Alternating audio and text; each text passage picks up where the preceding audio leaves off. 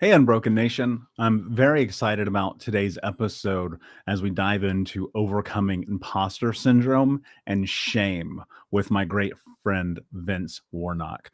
This conversation hits home for me in a lot of different ways, and I think it will for you as well. We all face shame and guilt and self criticism and judgment. And this idea of imposter syndrome, where we don't feel like we're enough and undeserving of wealth, status, love, happiness, contentment, whatever that thing may be. And Vince shares some really incredible insights, not only from his journey of, stealing food when he was a child to building multi-million dollar businesses, but facing the shame and the guilt and the imposter syndrome along the way. And the power of stepping into what he's decided to be in his life while still combating this idea of maybe do I or do I not deserve it? And it's such a profound conversation because I see so many parallels in so many of our journeys when it comes to facing shame and facing this idea that we're not enough. And so if you feel like you're not enough, if you feel like there's shame, if you feel like there's imposter syndrome in your life, in your experience right now, I really want you to listen to this episode and honor yourself with some vulnerability and honesty that maybe you do deserve to have the life that you want to have. I'm very excited about this one, my friends. So, Unbroken Nation, without any further ado, Vince Warnock. What's up, Unbroken Nation? Hello, my friends. I'm Michael Unbroken, host of the Think Unbroken podcast and founder of thinkunbroken.com. And I'm honored to be your trauma coach and mentor because I believe that everyone is capable of getting unstuck, cultivating self-love, and becoming the hero of their own story.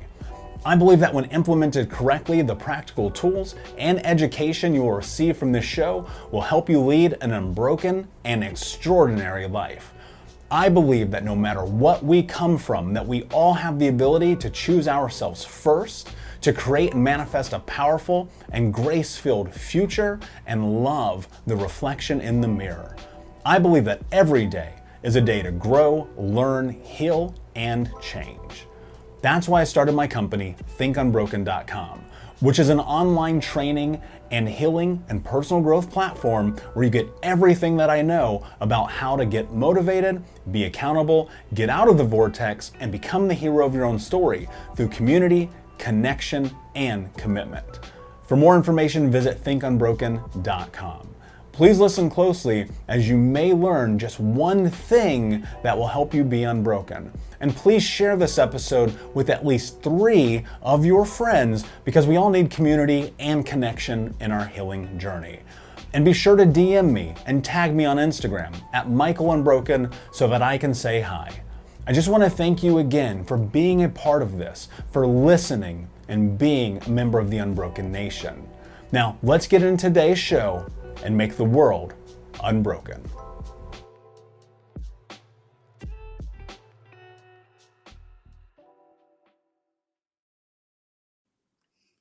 Hey, what's up, Unbroken Nation? Hope that you're doing well wherever you are in the world today. Super excited to be back with another episode with my friend Vince Warnock, who is an award-winning business and marketing strategist, coach, author, and host of the Chasing the Insights podcast. Vince, my man, what is going on? How are you today? Michael, I am so much better now that I'm here with you. I just get to hang out. I know we're doing a podcast, but hey, man, God, it's just you and me hanging out. That's good fun. Yeah. I'm super excited to be here with you today. So for background, because you and I happen to know each other, and I thought to myself, man, I got to have Vince come on. He's got an amazing story, an amazing journey, this amazing thing that he's trying to build with the podcast. But for context, can you tell the listeners a little bit about your background and how you got to where you are today? Oh man, yeah. Well, once upon a time in a galaxy far. No. So my background's pretty interesting. I came from I know similar to probably a lot of your audience as well. Came from a broken family. So as an abusive household, I lived with abuse through most of my childhood. We grew up in poverty. We literally, man, my parents used to send me down to the shops to steal the food from the back, so we actually had food on the table for our kids. So through all of that, never thought I had any chance of success. Like success was a weird foreign kind of concept, I had no role models in my life. I had no examples of how I could break through all of this. In fact, we were taught We literally were taught that anybody who had wealth, anybody who had success, that was them and we are us. We are not worthy of that, as in they don't deserve it. We should have it, but we're not worthy of it, so therefore we don't get it. It's just such a weird mentality to grow up in. So grew up in that environment and started then becoming an entrepreneur at age 11. I decided I needed to escape this. I needed control. I needed something I could hang on to. So I learned how to make money and I learned how to start a business. And that then started my whole trajectory. I ended up studying electronics and computer engineering and software engineering. Got really bored of that really quickly, kind of transitioned into working on radio, working in many different industries, and then became a marketer. And that started this whole transition through my career of going in and out of both entrepreneurship and corporate life until I found myself selling my largest company ever, which was Common Ledger. There was a big 8-figure exit, which was very exciting. After 3.5 years, it was very, very exciting. And then joining the team at Cigna Insurance as the chief marketing officer, and did that for about 5 years until, and this is the crazy part, man, did that for 5 years. And, talk about success and not believing in yourself and blah, blah, blah. I'm sitting there on paper, everything's absolutely crushing it. I'm sitting there in my really awesome office and I'm looking at this going, man, the results I'm getting here are phenomenal. Like I've doubled the revenue of this place. We've grown and grown since the time I've been there. We were the 7th largest insurance provider and now we're in 2nd place. And online sales, the thing that everyone said you can't do. You can't do online sales when it comes to insurance. I'm like, amateurs, hold my beer, let's do this. We took it from less than 2% to around 48% of our overall revenue. So on paper, it's all looking amazing. Published my first book while I was there. I'm like, wow, this is pretty sweet. Got a heap of awards, even got recognized by Adobe as one of the top 50 marketers in the world, and realized I was completely, utterly miserable. I was really unfulfilled. I wasn't enjoying life. I certainly wasn't enjoying my job, and realized I needed a change. So that all came about November, December 2019. Made the decision over that Christmas break that's it, I'm out of there. Talked to the CEO. She thought I was nuts. Literally said to me, do you know how much we pay you, man? I'm like, yeah, but that's not about the money. She goes, I don't understand. I'm like, that might be why I'm moving on. So left there. And the whole goal, Michael, was to leave there to become an author. I wanted to write my next book and I was going to write full time and that was going to be it. That changed after about a week when I got insanely bored. Writing one book turned into 2 books. Now I've got 4 books being published this year, another 3 next year, and then launched the podcast, of course. And the whole world then turned upside down because of COVID. And a lot of the businesses that I was interviewing for my book, I'm writing a book on Imposter Syndrome. A lot of the people I was interviewing for that all said the same thing, which was, hey, Vince, we'd love to help you, but right now we're kind of freaking out. We've got no revenue coming in the door. We've got all the same overheads. We're beaten. We're trodden down. We just don't even think we're going to exist in 2 months' time. So that started the next transition of my career, which, as you mentioned, was being a marketing strategist and a marketing coach.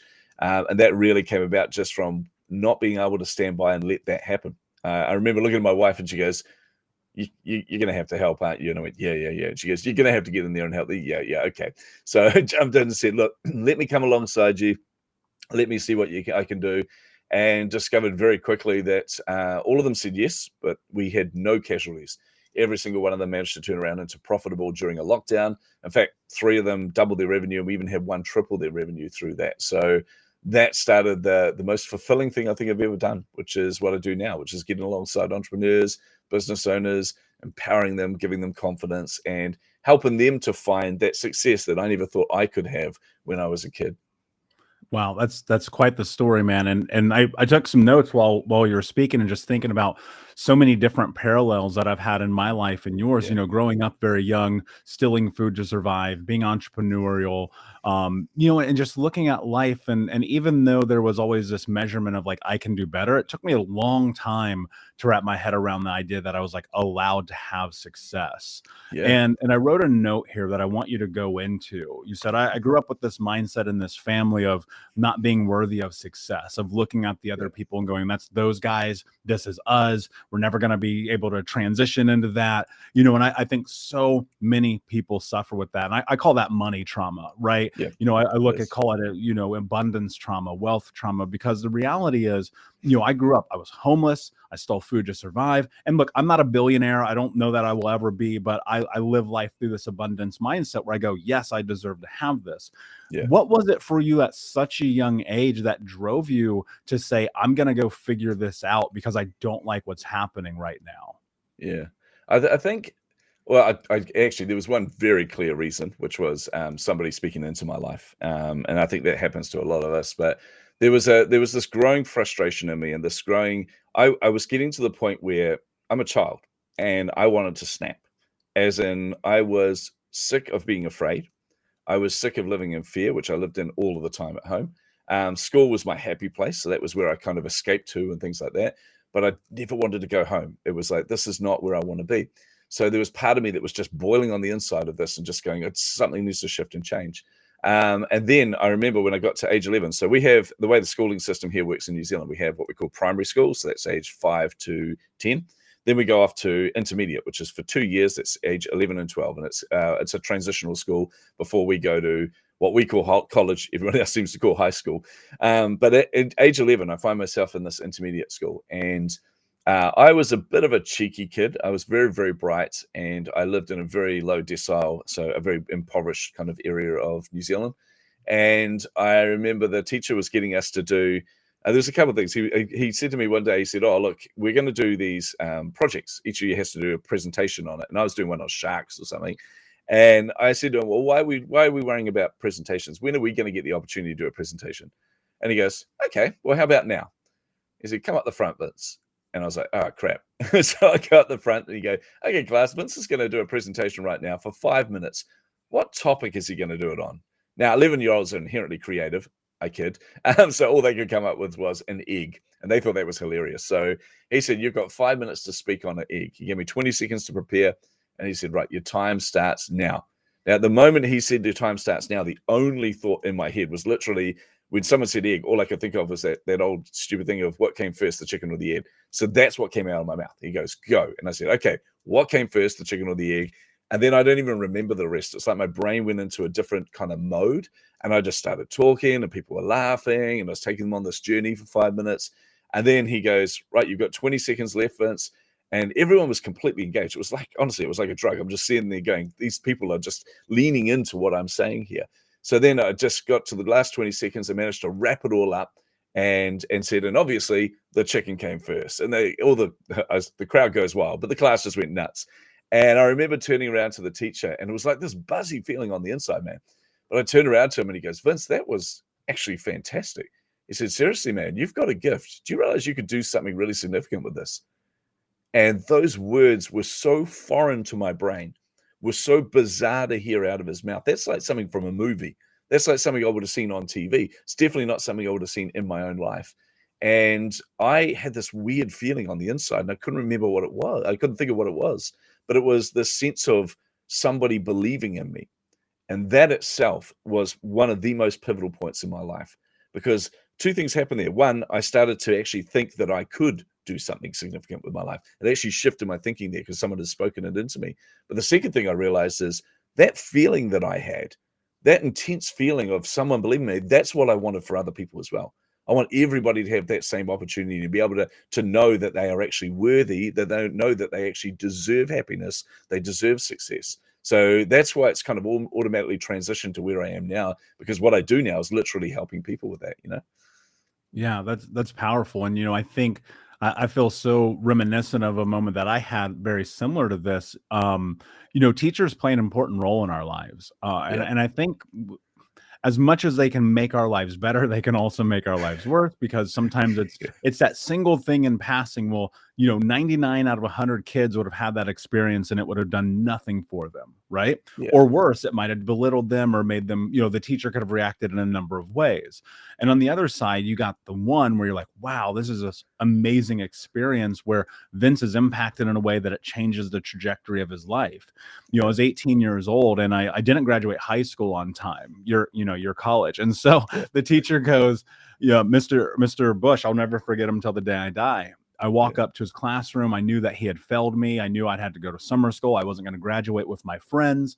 I was literally the laughing stock of the school.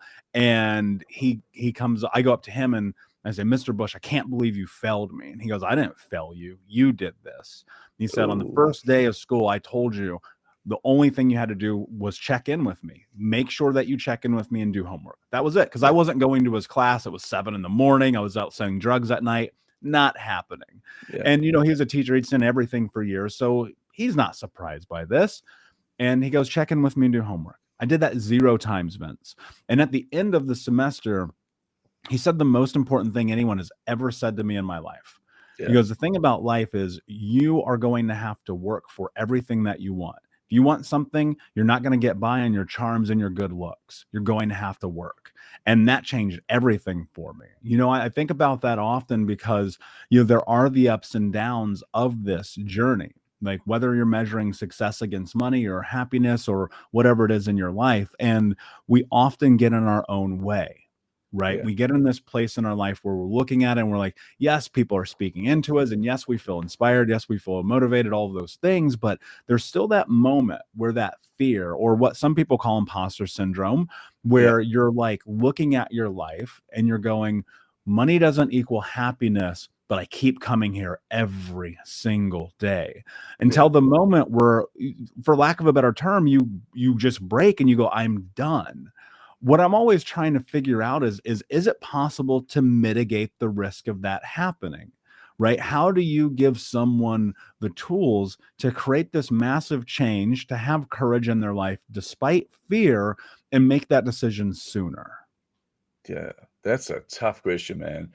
I think part of it is helping them to understand their journey, understand what they've been through. And this was a big other pivotal moment for me was I remember, despite having that moment with that teacher, Mr. Few, his name was, honestly, really inspiring teacher. The other thing he did for me, by the way, slight tangent, but we were talking about maths one day and we were like, you don't use maths in the real world. We were kids. We found that really funny. You don't use maths in the real world. And he goes, well, I'll tell you when you are going to need it. And we're like, what? And he goes, in 4 years' time, when you do your, what we call school C maths, he said, when you do your school C maths, you are going to need to learn that. Otherwise, you're going to be humiliated. He goes, and I said, oh, we'll be fine, or some cheeky comment. And he goes, okay, then here's what we're going to do. Over the next 3 weeks, I'm going to teach you calculus, simultaneous equations, and basic algebra, the 3 components of the major maths exam. He goes, and then you're going to sit a mock exam. And he had like old copies of previous exams. And it backfired on him big time because we did this. The whole class were really annoyed with me, by the way, because it was my cheeky comment that got us there. But at the end of, we sat that exam, right? It was a 3-hour exam. We sat the exam, and at the end of it, it backfired because 2 of us actually passed. In fact, one of them in the class, he got, because you had to get a 50% pass rate, he got something like 60 something, and I got up around the almost 90% mark. And that's when the teacher went, oh, okay, well, obviously learning normal maths isn't going to work for you guys. So he pulled us aside every time we learned maths, and he would teach us advanced maths. And therefore, when we got to college, or our high school, our college, I didn't even really need to turn up to maths. I could pass that exam in my sleep. And the lowest mark I got from any of my high school ones was around 98% for maths. So I'm like, this is a piece of cake. But so even despite all of that, I still couldn't really break through properly. And what I mean by that is I had tried to launch a couple of businesses early on in my career. I was still really, really young back when I was young. And they kept hitting the ceiling. Something went wrong. Something I did screwed up. Something just didn't quite click. And I ended up having to shut those companies down. And I was having a pity party with a friend of mine. And I was moaning about the fact that it's not fair. It's not fair that, I had to grow up in the family that I did. It's not fair that I didn't have the opportunities that other people did. How come I didn't have anyone that could teach me basic finances, or could teach me, how to build a business, or any of those kind of things? Why did I not have those role models when I was a kid? And I think I was annoying him because honestly, I was having such a pity party. And he turned around to me and he goes, "You do realize something, Vince?" I said, "What?" And he goes, "Everything you've gone through, right? The good, the bad, the ugly, every single part of that actually counts for something." Did you know that recent studies show that CBD has incredible benefits for helping with physical pain? I haven't suffered from chronic pain. I've mentioned it before. And with NW Recovery's lavender eucalyptus salve, I have that pain dissipate like nothing else I've ever tried. I love NW Recovery not only because their products are non-psychoactive, which is really important to me, but also because they are created by Navy SEALs. So thank you so much for your service. If you're interested and you want to learn more about NW Recovery's CBD balm of lavender eucalyptus, then check out nw-recovery.com and use the keyword unbroken to save 20% on your first order. Again, that's nw-recovery.com and use the keyword unbroken to save 20% on your order. And this was something that baffled my brain. I was like, huh? What do you mean? He goes, well, he said, I wouldn't wish the bad stuff that happened to you on anybody, right? And neither would you. I wouldn't wish any of that. I wouldn't wish your upbringing on anybody, anything like that. And he said, but I tell you what, it's made you into who you are now. And I happen to think you're pretty awesome. And that was a moment where I realized that we can either be held down by a lot of that. We can actually kind of look at that like I was in a victim mentality, or I can break through that and go, you know what, that has made me into who I am now. And who is that person? I had to learn to define myself. I had to learn that the things that I've been through helped me to be empathetic towards other people. It helped me, like when I deal with anybody who's been through abuse, I can empathize with them because I've been through that myself, but I also know how to break through that. So this shifted my mentality. And I think because there's no magic bullet, I think, for anybody. You can give them all the tools, like you said, you can give them all the tools, the methodologies. I can teach any entrepreneur how to make money. It doesn't mean they're going to make money. They have to show up for that. But to do that, I think they have to understand who they are. And that comes from the journey that they've been through. So I think if we articulate that, if we help them to own that story, to own their past, to own who they are now, more importantly, then I think that's going to help them to break through a lot of this stuff and actually turn up as themselves. Yeah, I mean, I couldn't agree more. I think so much of this, and look, Vince, I think we both can agree it's difficult, right? You know, Yeah, people, man. I often get this, people look at me and they go, well, you're somehow special. You somehow figured it out. And I go, well, Vince did too. And I don't think Vince is any more special than I am. I don't think he knows anything more than I know. I think that it's a situation where, you know, when you play the victim, which I did for a very long time, so I always raise my hand to this. And then you look at it from this space of accountability and you say, well, actually, the reality is I'm not culpable for those things. It's not my fault I was abused. I was homeless. I had parents who didn't do what they needed to do, a community who didn't support me. That's not your fault. Like, I think we both can agree on that. But there becomes a point in your life where you have to measure your behaviors and your inadequacies and the things that you're not doing to take care of yourself and recognize that it is on you. And I think that's such a difficult thing for people to palate. And look, that was my experience too. That's how I found myself at 25 years old, 350 pounds, drinking myself to sleep. You know, everybody knows the story. And then you have this moment where you say, I am going to take responsibility for my life. And it's difficult. And it's this incredibly hard journey because we sit here and we always are in this place of measurement. And what I mean by that, we're always looking at other people. Why can't I have this? Why can't I have that? And I just think about this, like, you can.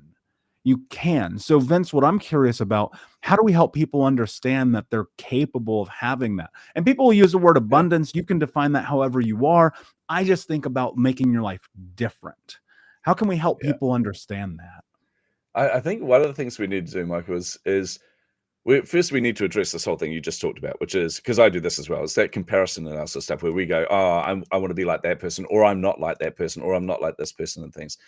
But what we discovered, like one of the funny things I found out is, and this is crazy news to a lot of people, we're all actually pretty similar. Like you said, we're not any more special than each other. We're just individual. And what I mean by that is often the people that we put on those pedestals that we want to be like, or the people that we're comparing ourselves to, they're not even there, right? This is our interpretation of where they're at. And I found this out firsthand when, so I got the ultimate honor of being recognized as one of the top 50 marketers in the world. And that was, for somebody who suffers from imposter syndrome a lot, by the way, that was a little hard to swallow. I'm sitting there going, literally, you want a list? I can give you a list of 100 people that are better than I am at this. Come on, people, think about what you've done here. Or I thought when I went over to San Francisco and they were announcing that the 25 keynotes at this conference, they were the top, basically the first cohort of the Fearless 50, which is the top 50 marketers. And I'm looking going, this is insane. Obviously, they've got the wrong Vince Warnock, and they're going to click, and I'm going to get up on stage, and it's like, oh, it turns out there's two of you with the same name. Duh, oh, moron. So I went through all of this. But one of the things I discovered was I'm there at this conference being recognized with all of the people I look up to in the industry. And these are the people that I idolize, the people I consume every book that they write, I consume every talk they put out there. For starters, I was going to hear them face to face, which in itself was like, whoa, this is going to be amazing. But then you're at this thing. They all want to go out to dinner afterwards, and they want to go out drinking. I learned two things there, by the way. Number one, Americans are lightweights when it comes to drinking. I'm sorry, but I'm a Kiwi. When we go to a whiskey bar and you guys are sitting on the floor going, and I'm like, guys, I'm not even slightly buzzed. But anyway, so I learned that. But I also learned that when people start to open up, they start to show you aspects of their lives, and you realize these people that I put on these pedestals that I want to be like, that have these ideal lives, these ideal journeys, these ideal careers, are actually as much of a hot mess as I am. And I remember talking with one of my big idols. I won't name him. I don't want to embarrass him, but I remember talking to one of my big idols, and I was just buzzing that I was even in the same room as this person. And he's chatting away, and then he goes, oh, and he's getting further and further drunk. But he goes, Vince, you don't understand, man. It's so tough out there. He said, I'm pretty sure my girlfriend's going to leave me. I went, what? And he goes, yeah, man, her spending's out of control. And just, I know she's not happy. And I just don't feel worthy, man. Seriously, she's going to walk. And he goes, and the worst part is all the spending has meant that I'm struggling financially. And I'm going, hold on, A, why are you telling me all this? And B, I looked at this person as though they had the perfect life. I looked at this person and I used them as a benchmark. I said, okay, if I'm not where they are, then that gap between me and them is my failure. That's the gap of what I haven't achieved. Instead, I started to realize, actually, that gap wasn't the gap at all. They were all over the place as much as I was. We're all individuals. We're all flawed. We're all failed. We're all just human beings trying to get by. Now, that level up, understanding that we're all in the level playing field will help you to understand that you deserve as much as anybody else. You've got as much right to success and love and happiness, all those things, as any other individual on this planet. So I think that for me is one of the things we do need to address, is this comparison. So stop comparing ourselves to other people because they're not even there. That's our interpretation of where they're at. Instead, look at where you've come from. Look at how far you've come in life. Look at the lessons you've learned along the way. So the things that you've done, the failures that you've made, the scar tissue that you've got from it. Look at the successes you've had. Look at all these different things and measure where you are now based on where you were before, not where you're perceiving you should be. Yeah, I subscribe to that in such an intense way because I'm a firm believer that the narrative of life is much like literature in that it's a you versus you narrative. Yeah, And 100%. and when you look at life from the scope of comparison or jealousy, it leaves a lot of room for misinterpretation. Because the reality is, and it's so funny because I'm lucky enough to have really incredible mentors in my life, people who would go, how did you get in connection with that person? And when you're in connection with that person, what you recognize is like they have mentors too. Right? Yes, definitely. Everyone is in this journey. They're looking at the person one step ahead of them so they can go and create the life that they want to have. And I think about that every single day. And for me, it started with this idea of, okay, where do you begin? What is step one? What does it actually take? And I measure this idea of my life and what I want to build and what I create against the goals that I've put in place. And I just go, okay, what do I have to do to get there? How do you get there? I think one of the hardest parts about this, Vince, is that people are terrified to write down their goals because it's often preceded by, I'm not good enough. I don't deserve it. Who am I to have this thing? Yeah. Talk to me about how you navigate that. Okay, one of the first things, well, one of the things I did, which was a funny thing, because I've suffered, we call this imposter syndrome. Obviously this it's a sense that you don't belong at that table, the sense that you don't deserve the success that other people have, or the sense that you're going to get found out. Everyone's going to know you have no idea what you're doing. By the way, I would argue that none of us know what we're doing. Honestly, we're making this journey up as we go along. That's absolutely A-okay. That's not a problem. But there was a couple of kind of pivotal moments for me. I remember one of them was I was looking at other people's successes. And I started looking at these entrepreneurs that I looked up to. I was looking at these people that were making, mega coin off what they're doing. And I started to realize there was actually no pattern in amongst these people. You had Harvard graduates there who'd grown up in wealth and grown up and are surrounded by people that could, help them and mentor them, and people that gave them good role models for all this. And they were, star pupils going through. And I was like, okay, well, they were obviously always going to succeed. And then you had the high school dropout. You got your people like Russell Brunson, who failed at doing a marketing school, failed at doing all these different things, and yet was crushing it. And I'm like, the only consistent thing here is they believe in themselves. They've actually realized that they've got as much right to this success as all of us. Because if you look at it, the one thing that holds us back isn't other people, it's ourselves. It's our own thinking. There's a conversation, I share this a bit with a peer of mine, a friend of mine, and she was somebody who consistently turned up online. And what I mean is, Facebook Lives multiple times a week, constantly putting content out there, engaging with different people, just a very vibrant kind of hyper-personal type person. And I was like, right, this is cool. And she's a good friend of mine. And I thought, I knew she was going through a launch, so I thought I'd reach out to her and see how things are going. And I had a look and realized she hasn't actually turned up on social for a couple of weeks. She must be on holiday. So I thought, oh, yeah. And then I was like, oh, no, hang on. She's in the middle of a launch. There can't be a holiday. So I get confused. So I just sent her a message and said, hey, just checking in. How you doing? How you getting on? And she came back with 2 words: I'm okay. Now, I'm okay from a person like that means a whole pile of other things. It means I am definitely not okay, Vince. I'm really struggling right now. I'm spiraling. There's a whole pile going on. I just don't know how I'm going to cope, blah, blah, blah. So I thought, right, that's it. I need to reach out to her properly. So I said, let's jump on a Zoom call. She goes, no, I can't jump on a Zoom call now. Haven't done my hair and makeup. And I went, well, neither have I. So you're okay. And we laughed. And finally I got her onto a Zoom call, and she just burst into tears. And I was like, Vince, I'm really struggling. I'm spiraling right now. And the reason that happened, funny enough, was from success. So she was going through a launch phase. Forbes had reached out and said, hey, we want to do this profile on you. As an entrepreneur, that's a pretty big deal. So they said, what we want you to do is we want you to fill out all this content. So they sent her these things that she had to write. At the same time, she had a large corporate come to her and go, hey, I know you're doing your coaching work and things like that, but I really need you to do some consultation work for us. We're going to pay you bucket loads of money, essentially. So can you put a proposal together for us? So she had these 2 things that she had to do: a proposal and a writing up the thing for Forbes. And immediately didn't feel worthy of that. Just started to feel overwhelmed at this potential success right in front of her. So procrastinated. And then a week went by and she hadn't started either of those. 2 weeks went by, same again. 3 weeks went by, same again. To the point where it actually got really embarrassing, and then shame kicked in. And then she didn't feel like, she was like comparing herself to other people would do this easily. Why can't I do this easily? I'm such a failure. I'm such a loser. And while she was describing this to me, this was very raw and very open for her. And she was talking about this pain that she had. And I just turned around and went, oh my goodness, same here. She went, well, I said, oh yeah, this was me last Tuesday.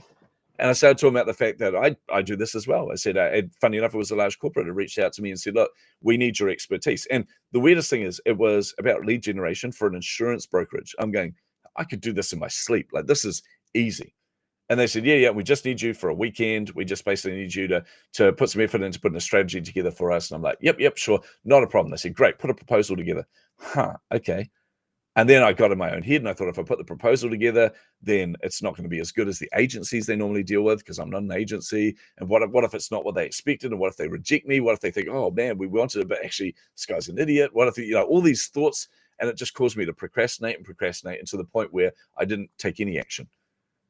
So I told her that, and I said I had to front up to that. And I told her what I did. I actually reached out to them. I thought, I woke up one morning and thought, I need to change this pattern. I need to disrupt this pattern immediately.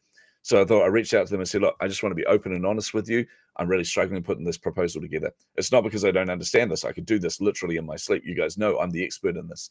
I said, but the problem I've got is I started getting into my own head, and I was really open with them. I said, I started getting in my own head about, what you're expecting for the proposal. And that started to make me a bit overwhelmed. And I procrastinated to the point where it's just embarrassing. So I totally understand if you don't want to deal with me, but if you do, let's crush this. And they said, actually, we really need your help. Get into the office now. We got in there. We just wrote it up on a whiteboard. Done. No proposal necessary. That's what we need to deliver. Did that and got paid heaps of money for it. But I told her this story, and in sharing that story with her and being open with her about that, and her being open with me, we realized we all go through the same kind of stuff. Like, seriously, we're the best at getting in our own way. And a lot of that comes from that insecurity and that fear, or that like the imposter syndrome aspect of it. So having somebody else to talk to is incredibly important, but being emotionally honest about that is going to help you to deal with it. So we started saying, hey, we need to talk about this a lot more with other people. So we did. We even did a Facebook Live in an entrepreneurs group. and the two of us just joking around, talking about what we've been through, and put ourselves out there very vulnerably, man, like very vulnerably. Like people could easily judge you for that kind of thing and say, well, you can't, you procrastinate on putting together a proposal. What the hell is wrong with you? You call yourselves amazing entrepreneurs. Like people do this all the time. But actually the response from people was, oh, so good to know I'm not alone. So good to know I go through that as well. And as you guys, so I think that's one of the keys is actually being emotionally honest about it. Actually getting out of our own way, essentially, and having someone, you mentioned it before, having someone to hold you to account is one of the most important parts of all of it. It's one of the things, like you said, every successful entrepreneur, and I mean I'll be very surprised if there was a single successful entrepreneur that didn't have some form of mentor or coach or someone speaking into their life. And the reason for that is because they've realized the truth that we need to realize, and that is you can't do this alone. You can't do entrepreneurship alone. You can't do life alone. We are not designed to be alone. You need people that can prop you up when they need to, people that can lift you up when you fall down, people that can stand by your side, celebrate your successes with you. So you need to make sure you got people speaking into you. Yeah. And I think also, Vince, you need people to push you. Like Oh, yeah.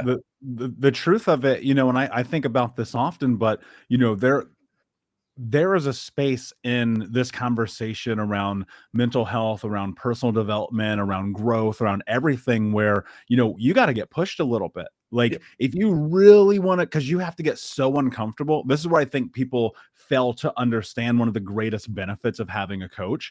It's so that you get so incredibly uncomfortable that you're forced to grow because you Yeah. want the thing so badly on the other side of the action. Right. And it's difficult, right? Because on the other side of every single risk that you take is fear.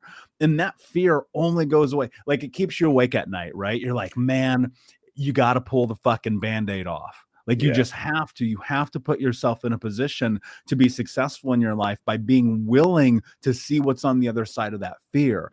Leave the job, leave the relationship, start the business, travel the world, do the thing that keeps you awake at night. And in that, having some support, having someone around you, not a cheerleader, but someone to be empathetic with you, someone to be compassionate with you, but simultaneously say, yo, get your shit together. Like that is so game changing, right? Yeah, I don't think getting like rah-rah helps that much, right? I don't think someone like you got this really gets it done. But I do think someone saying, I understand where you are. I have been there. Let's go make it happen is the difference between success and failure in your life. One of the things I'm really curious about, Vince, this idea about chasing the insights. Talk to me not only about what the podcast is and what that means, but as a whole, what kind of role does that play into your life? If you need help with pain or anxiety, let me tell you about one of my favorite tools. It's NW Recovery CBD oil. You may know that, and I've mentioned this before, I have chronic pain and massive anxiety, and CBD oil has been such a profound tool in my journey. Recently, NW Recovery came out with their key lime flavored CBD oil that is non-psychotropic. It is non-psychoactive. And for a person like me who has a panic attack, if I touch THC, this is the perfect combination of delicious key lime and CBD, something I literally do not leave home without. For more information, you can go to nw-recovery.com and use the keyword unbroken to save 20% on your first order. Again, go to nw-recovery.com, keyword unbroken, and have CBD change your life. Man, this plays a big one. So this came through early on in my career. So a lot of the startups I was creating, one of the things I realized is that we come at it with this mentality. We come at it with this try or fail. So either succeed or fail, rather. So you come at these things, and I was, early on trying to build this business, and it was like, right, okay, I need to test something.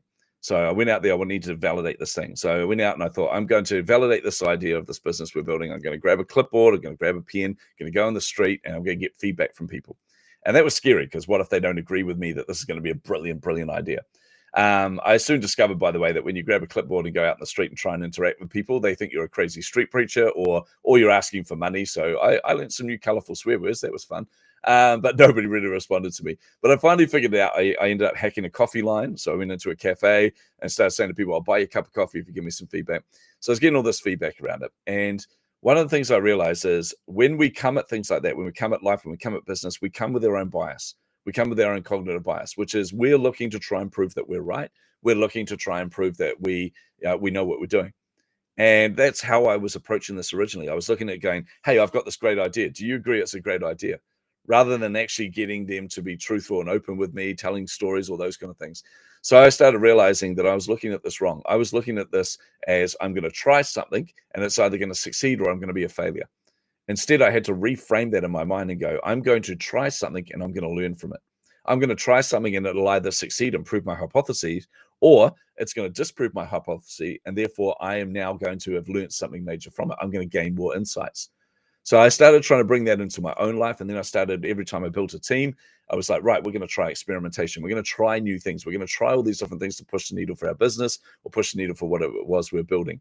And in doing so, I had to change their mentality and say, okay, guys, it's not about chasing the wins. It's not about chasing the success. It's about chasing the insights. When you approach this and go, everything I try is going to be a learning experience for me. Everything I try is going to add value to me. That helps you to basically take that leap that you talked about before, Michael. It helps you to actually press in and go, you know what? I've got this, because on the other side of this is either success or success. It's success or it's learning. So that became the framework that I kind of started creating through my businesses and that. And then for me, I realized that transcended so much more about life than it was just about entrepreneurship. And the biggest example of me goes all the way back to that age 11, because as well as having this inspirational teacher, as well as having this teacher that really believed in me, I had something else at that school that I hadn't encountered before, or certainly hadn't encountered in the school environment. You see, growing up in a home where you have a bully, where you have somebody who just oppresses you and makes you feel like you don't have any value, I still had school as my safe space. But at age 11, I go into this class and I suddenly found I had a bully at school. And I was like, well, now I have no safe space at all. Now I've got nowhere. Basically, everywhere I am, I'm constantly anxious. I'm constantly in fear. So that was not healthy for me mentally. Obviously, it wasn't healthy for me at all. But anyway, so for 2 years, this guy made my life an absolute hell. Then we got to age 12. We're about to go off to high school, off to college. And he went to a different one to me. So I was like, oh, man, I am free. This is the best day of my life. I no longer have this bully. This is going to be glorious. And I went to school, and I had a few kind of minor bullies, but none to the extent that he had tormented me for those 2 years. So I went off to my college, and I'm like, right. Now, when I got to college, I made a decision at that point. I'm sick of, again, being a victim. I'm sick of people taking advantage of me. So I learned to fight. And I learned that through learning martial arts. I did Thai boxing, I did boxing, I did Kung Fu, and I threw myself into those. I was like, if I'm going to do this thing, I'm going to do this hardcore. So I was training every single day from 13 till probably 17. And I certainly wouldn't be in an action movie, but I was like, I could defend myself if I need to. But then came the glorious moment, because I found out that this bully that I had many years ago at this intermediate school, he was being transferred to my school. Now, I'm an avid movie watcher. I've seen every 80s movie, every John Hughes movie. I've seen Revenge of the Nerds. I know this narrative. I'm like, I know what's going to happen there. This is going to be glorious. This is the moment where the victim, the moment where the oppressed one comes out on top. The underdog finally wins, and the bully finally gets his comeuppance. I'm like, this is going to be a glorious moment, man. So he transferred to my school, and I saw him walk past, and I'm like, ha, here we go. So I yelled his name and I yelled some expletives, and he turned around as he always did, and he took some swings at me. But this time it was different. Instead of taking swings and them connecting, I just moved out of the way. I'm like, nah, nope. And I'm like, oh, this is going to be good. It was all building up inside me. I'm like, here it comes. He finally took this other swing at me, and I'm like, no, bam, I laid him out. I'm not a violent person at all, but I was like, this has been building up in me for so long. And he went down like a light. He was out cold. And I thought, this is going to be glorious, except I felt terrible. I was like, this is not what I pictured this would turn out like. And then I found myself in the principal's office, as you do when you fight at school. And the principal pulled me aside and he said, look, do you know why he got transferred to this school? And I said, look, I've got no idea. I don't care. I was a 17-year-old. I was trying to be staunch. I'm like, whatever. And he goes, well, you should care. And he said, because this boy and his sister and his mother had been brutally abused by their father since he was a toddler. In fact, the father had beaten them so badly that his mother actually passed away in front of him and his sister In other words, the dad murdered the mum in front of the two of them. Now, the dad went off to jail, and the two kids were put in the custody of an auntie and uncle who lived near our school, and that's why they got transferred to our school. And I remember the sinking feeling in my stomach, and I said, well, I didn't know that. And he goes, I wouldn't expect you did. He goes, but of all the people that could possibly have understood what he was going through, of all the people that could possibly have been there for him, I would have thought you would have been the one. And that was a moment that hit me like a brick, Michael, because I learned two things in that moment. One, I learned I wasn't the hero of that story. I was the villain, right? I built up all these 80s movies. By the way, 80s movies lie to you, okay? Any of those movies where the underdog comes out on top, they are absolute rubbish, right? Violence solves nothing. Trust me on that one. But the other thing I learned there is I had no idea this man's story. I had no idea why he reacted the way that he did. I had no idea why he behaved and why he took that out on me. But by learning that, I would have had the opportunity to be there for him. I had the opportunity to empathize with him, to say, hey, I've gone through the same, man. It doesn't have to end the way that you think it has to end. Now, it may not have helped him, but it may have. And that's what I learned. You have to get insanely curious about everybody. You have to understand. And that's what drove me on the journey towards doing what I do now. Marketing itself is just understanding people's behavior, understanding their minds. But you have to be inherently curious. You have to look for insights. You have to look for all those little points that give you the indicator of what's going on in that person's life. It's one of the things I taught my kids when we were walking down the street. I would teach them about this. In fact, one of my proudest moments as a parent, man, I know you're not supposed to have favorite kids. Both of my kids are my favorite. I'm just saying that out loud now in case they're listening to this. But I remember when my daughter was she was at, it wasn't college, primary school. She would have been around 10, just before 10. And she was hanging out with a group of girls that were typical girls of that age. They all come with their own baggage and their own insecurity. And what had happened, there was a scenario that happened. It was right outside the principal's office. And the principal called us into the school. And we're like, honestly, man, my daughter was such a goody two-shoes. We told her that, we're not going to celebrate every time you get, top of the class and that anymore, because it's getting boring. Like, just do something naughty, do something mischievous, get detention, then we'll celebrate. We'll take you out for dinner. And we're half joking with her, but we kind of secretly were hoping she did something naughty. And then the principal called us in and said, I need to tell you about something that happened. We're like, oh, she's done something wrong. Then we're like, oh, what did she do? But what had happened was the principal witnessed this entire scenario.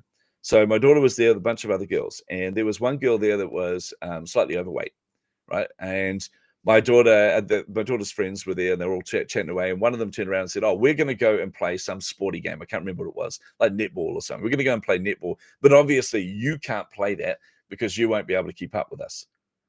And my daughter just saw the look on this other girl's face, this look of rejection, of just being judged, of like shame and everything. And my daughter just went, "No." And she walked in front of the girl, put her behind her to protect her. And she turned around and she spoke directly to her friend, her best friend, who said this. And she goes, I'm thinking I should probably change the names here. Call her Jane. She goes, "Jane, look, this person is my friend as much as your friend, as much as all of our friend, right? And I don't like the way that you talk to her. And I know the only reason you're doing that is because you're worried if we spend time with her, we're not going to spend time with you. But you need to understand you're as much of a friend as well, and we value you." And then she turned to the person next to her and she said, "You're only reacting like this because you want to be included. You think if you speak out against this, even though you know that was horrible what just happened, if you speak out against that, you're going to get rejected, and you're worried about that. But you don't have to be worried. We accept you who you are." Then she spoke to every individual in there around their motivation as to why they were picking on this one individual. Then she turned around, she said, "Look, guys, I love you all, right? But right now I'm going to go and play with her. And when you guys are ready, come and apologize to her. We can hug it out, and then we can all play together." And next thing you know, there was this, crying and group hugs, all this kind of thing. It was an incredibly beautiful moment. I'm sitting there in this principal's office thinking to myself, hold it together, man. And then realize I'm dripping tears everywhere. I'm like, okay, I'm not holding it together at all. It was such a proud parent moment to know that she not only stood up for this girl, but she understood the motivation of everybody there. She didn't do the stupid thing that I did at college and lash out at that particular person for their behavior. She understood the motivations behind it. She understood the insights that she was gaining from their interactions. And she just went, I'm going to speak to that, and I'm going to bring you all together. So, she's a far better human being than I am, man. That's an amazing story, Vince. And there's so much you can take away from that. And, the thing that comes to my mind is, I used to be of the persuasion of the best way to make a bully stop bullying you is to punch you in the face. And it might actually be just give them a hug. You know what Yeah. I mean? Yeah. And the reality is, and I love this idea of chasing the insights because you just don't know. It's the old adage, like, don't judge someone until you walk a mile in their shoes. And, Yep. I think we're all guilty of this. So I don't want to pass judgment here. I'm always just trying to be better about don't judge that person. You have no idea, and like, even though my life was like really disastrous growing up, whether theirs was worse or not has nothing to do with the fact that it has nothing to do with me.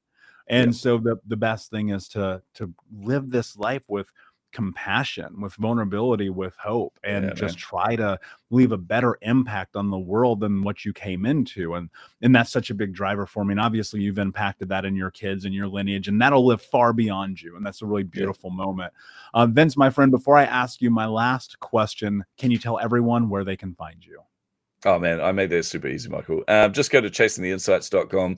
It's the home of my podcast. I have amazing guests on there, including Michael. But also it's where you'll find my books. You'll find links to me on social. And look, reach out to me on social, connect with me. Unless you're a spammer. I don't really like spammers too much. But if you just really want to get to know someone, have a conversation, I'm always available there.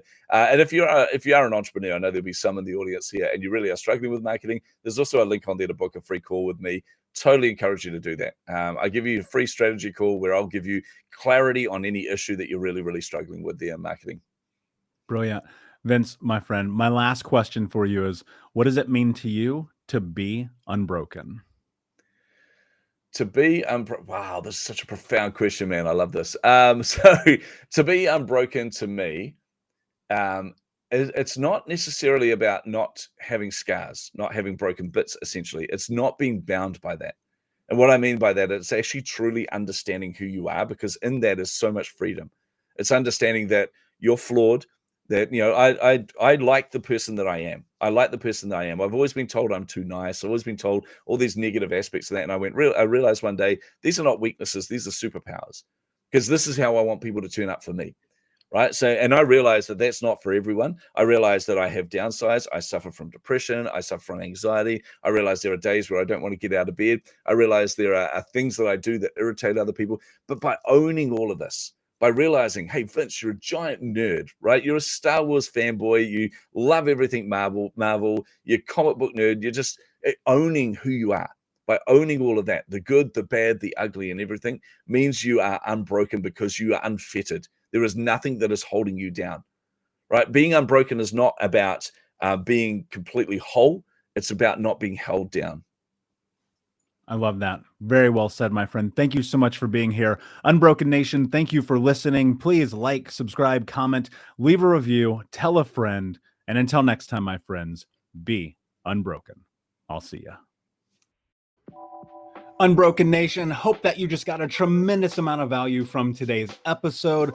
I want to know what you think. Please do me a favor and review, rate, and share the episode with 3 friends on social media today. It would mean the world if you did, because ultimately at the end of the day, creating community and connection is how we heal generational trauma in the world. And I need your help to do that, Unbroken Nation. So if you're on iTunes or Spotify or wherever you are, please like, comment, share, review. I want to know not only what you like about the show, but how I can make the show better, how I can make this further about helping you on your healing journey. So do me a favor, and when you do, shoot me a screenshot of you making the review to my DM at Michael Unbroken on Instagram, so that I can have a conversation with you, say hi, and more importantly, so I can share it with the Unbroken Nation. Thank you so much, my friend.